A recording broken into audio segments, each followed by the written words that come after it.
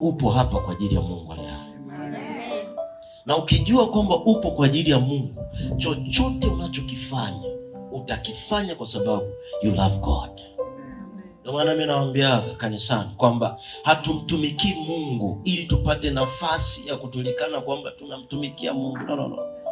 Tunamtumikia Mungu kwa sababu tunampenda. Amen. Na upendo wa kweli haunaga sababu. Chochote unachokifanya ukiwa kwenye nyumba ya Mungu, jua unamfanyia Mungu.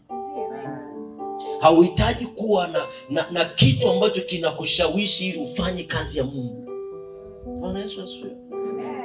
Bwana Yesu asifiwe.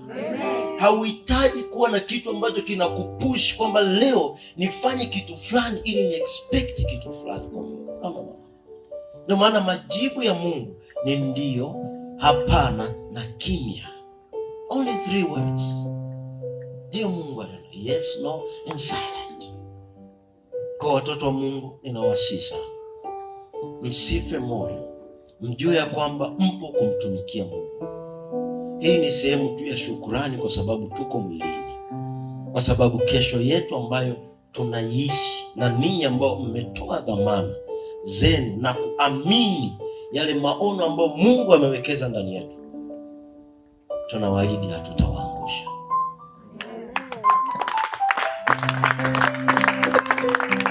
Iwe jua, iwe mvua, hatutawaangusha.